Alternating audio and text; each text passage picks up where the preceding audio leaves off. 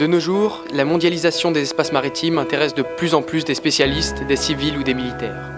En effet, pour des raisons économiques, politiques et militaires, les États cherchent à les dominer.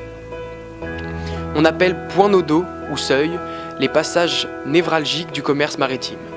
Il peut s'agir d'étroits passages naturels comme le détroit de Malacca, le Bosphore ou le détroit de Bab el-Mandeb.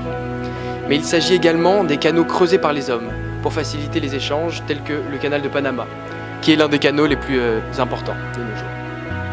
Nous interviewons aujourd'hui le gérant de Panama Canal Authority, Adam Johnson, pour nous éclairer sur les différents enjeux qui s'appliquent au canal de Panama, comme à presque tous les autres canaux d'une telle envergure. Donc tout d'abord, on va vous demander en quoi la mondialisation accroît l'enjeu des océans et des mers aujourd'hui. Très bonne question, monsieur, bonjour. L'essentiel des échanges de matières premières et de produits manufacturés sont acheminés par une flotte constituée par des milliers de navires spécialisés, dont les ports-conteneurs, les minéraliers, les pétroliers, les méthaniers. Selon certaines estimations, ces échanges doubleront de volume dans la décennie à venir. Eh oui, cela fait beaucoup. Le canal permet donc à présent le transit de bien plus de navires que prévu par ses concepteurs. En 1934, oui, si ma mémoire ne fait pas de faux bons, la capacité maximum du canal était estimée à 80 millions de tonnes par an. Selon nos données basées en 2005, datant de 2005, la capacité générée atteignait à peu près 280 millions de tonnes, soit plus du triple. Et dans votre article que vous avez écrit dans le New York Times, vous avez parlé de la saturation des routes maritimes. Pouvez-vous nous en dire un peu plus à ce sujet ? Bien sûr. Donc récemment, nous étions arrivés à saturation. La taille de plus en plus grande de nos navires nous force donc à réajuster notre offre de service. Le transbordement ne pouvait être justement une réponse suffisante. De nombreux clients préféraient rallonger leur route, en passant par exemple par le canal de Suez. Revenons à l'élargissement du canal. Quel est le volume du trafic actuel et quels sont vos nouveaux objectifs par rapport à cela ? Très bonne question. Donc cette année, nous attendons environ 13 000 transits pour 330 millions de tonnes transportées. Nous devrions passer à 390 millions de tonnes dès l'année prochaine pour arriver à doubler notre capacité actuelle d'ici 10 ans. Le nombre de transits, lui, va diminuer puisque les Neo-Panamax peuvent transporter 3 fois plus de capacité, allant jusqu'à 12 000 EVP. Je pense que d'ici 2 ans, nous aurons donc à peu près 1965 transits de Neo-Panamax et 11 195 transits de Panamax. Oh bien, c'est beaucoup. Et quel type de nouveau trafic attendez-vous après justement cet élargissement ?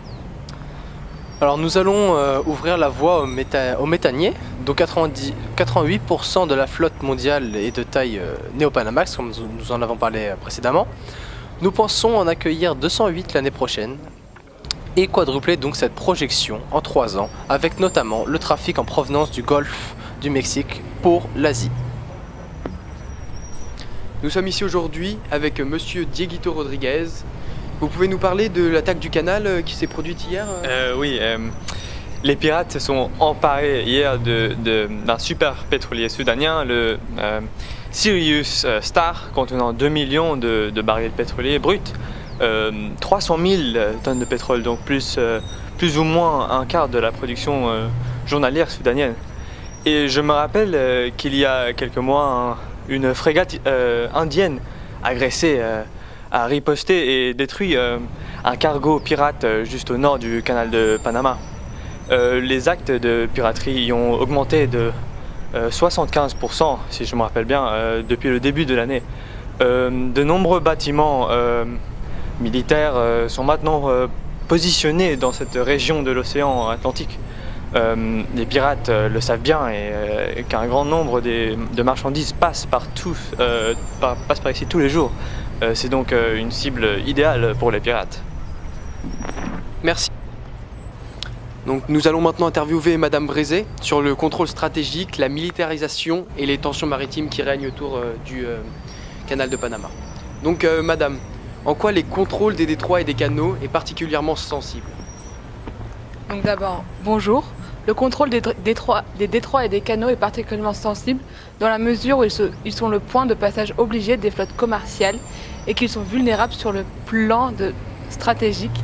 Certains, comme le canal de Suez ou le détroit d'Ormuz, sont proches des zones de conflit Israël, Irak, Iran, etc. Les guerres israélo-arabes, la guerre du Golfe et l'intervention américaine en Irak en 2003 ont perturbé la circulation maritime dans ces détroits. Merci beaucoup. Comment voyez-vous la piraterie et quels sont ses effets sur... La piraterie maritime concerne 3 principales zones, le détroit de Malacca, le golfe d'Aden et le golfe de Guinée. Les pétroliers sont régulièrement déroutés et les navires marchands subissent également les attaques. Les grandes puissances mondiales et les États riverains coopèrent dans le domaine de la lutte contre la piraterie car celle-ci fragilise le commerce international, l'implantation des bases militaires, les patrouilles navales, les coopérations des services de renseignement et l'utilisation des satellites d'observation. La formation des gardes-côtes. Des moyens similaires sont mis au service de la lutte contre le terrorisme en mer. Celle-ci peut prendre la forme d'une prise d'otage ou d'une attaque contre des navires ou encore des terminaux pétroliers.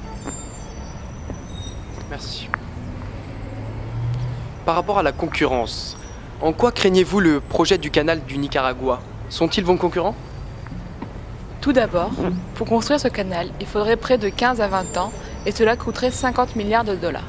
Le tarif du péage serait de 12 dollars par tonne alors que nous sommes à 5,90 dollars la tonne. Cela ne peut pas être un concurrent sérieux à moyen terme, tant les obstacles à franchir sont grands. Au XXIe siècle, le contrôle des océans et des mers assurera celui des ressources et des voies commerciales, et donc de la mondialisation. Mais la compétition pour les ressources entraînera inévitablement des tensions, voire des conflits entre les puissances maritimes.